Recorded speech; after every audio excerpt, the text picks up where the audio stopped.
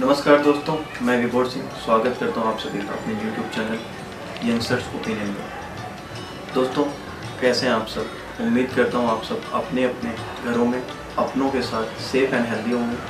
तो दोस्तों, आज का हमारा टॉपिक है बेनिफिट ऑफ लॉकडाउन।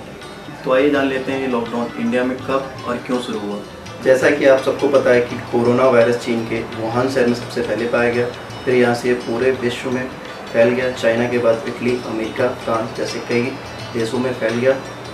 और अगर इंडिया की बात करें तो इंडिया में 30 जनवरी को केरल के त्रिशूर जिले में एक छात्र में पहला मामला दर्ज किया गया, जो चीन के वुहान यूनिवर्सिटी से छुट्टी पर घर आया था। और दूसरा तीसरा केस भी केरल में ही पाया गया। और उसके बाद इंडिया के लगभग सभी राज्यों में कोरोना वायरस पाया जाने लगा, जिसकी वजह से इंडिया में लॉकडाउन किया गया। तो आइए अब बात करते हैं इंडिया में हुए लॉकडाउन के बारे में।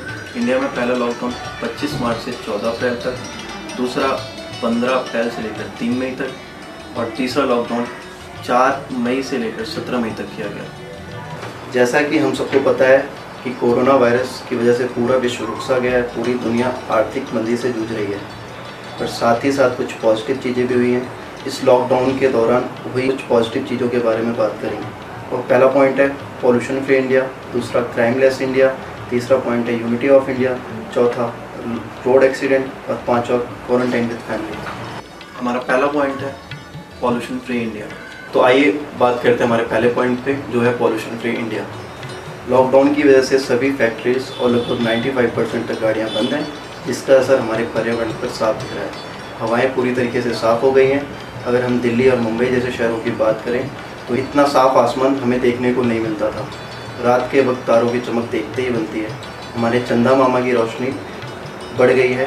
पॉल्यूशन कम होने की वजह से तापमान में गिरावट को साफ महसूस किया जा सकता है। और वहीं हम नदियों की बात करें तो लॉकडाउन का असर यहाँ भी साफ देखा जा सकता है। गंगा और यमुना में बड़े पैमाने पर कारखानों का दूषित पानी डाला जाता था। अब ये दोनों ही नदियों की हालत में काफ़ी सुधार देखने को मिला है। और देश की लगभग सभी नदियों का पानी इतना स्वच्छ हो गया है जिसको किसी को उम्मीद नहीं थी।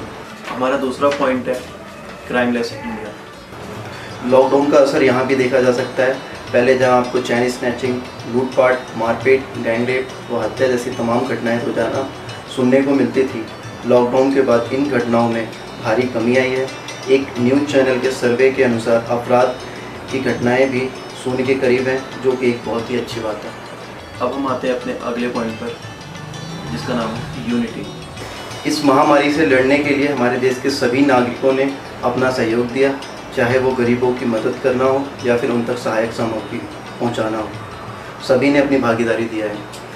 अगर हम बात करें अपने केंद्र और राज्य सरकारों की, तो उनका काम सराहनीय है। हमारे माननीय मोदी जी की बात करें, उनके लिए उनके द्वारा लिए गए सही दिशा में सख्त कदम सराहनीय है, जिसके फलस्वरूप हमारे भारत देश में हमने इस महामारी पर और देशों के मुकाबले काबू पाया हुआ है।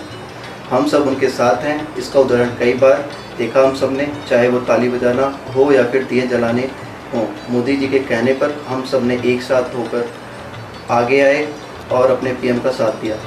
वहीं बात करें अगर हम राज्य सरकारों की, तो उनकी भी बहुत अहम भूमिका रही लॉकडाउन में वायरस से रोकथाम में।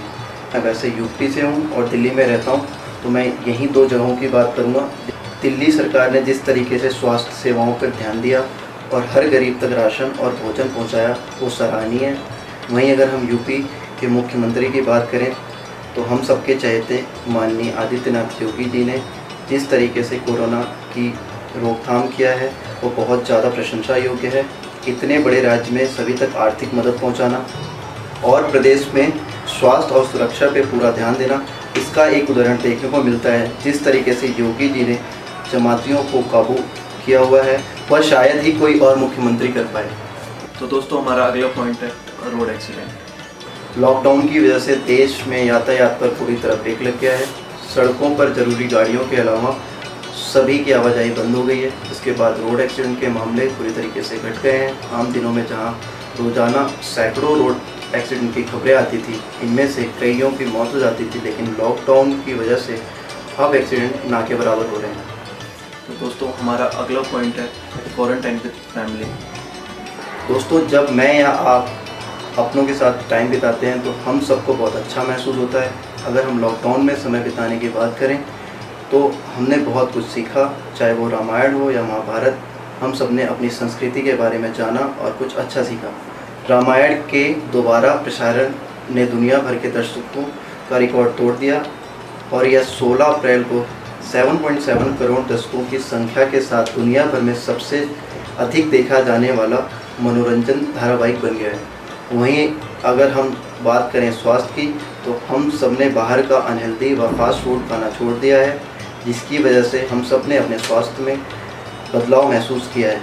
एक रिसर्च के अनुसार 40% तक बीमार लोगों में कमी आई है फास्ट फूड और बाहर का खाना ना खाने की वजह से, जो कि एक बहुत ही अच्छी बात है। तो दोस्तों, मैं जाते जाते अपने सुपर हीरोज़ को सलाम करूंगा।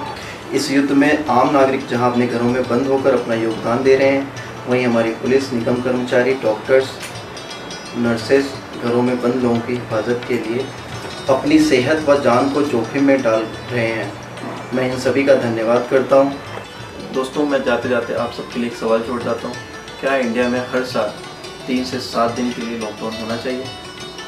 इसके बारे में हम अपनी अगली वीडियो में बात करेंगे।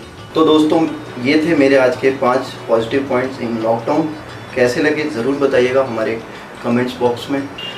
आपको हमारी वीडियो अच्छी लगी तो प्लीज़ वीडियो को लाइक और शेयर करें, चैनल को सब्सक्राइब करें। आप सभी अपने अपने घरों में सुरक्षित रहिए, लॉकडाउन का पालन करिए।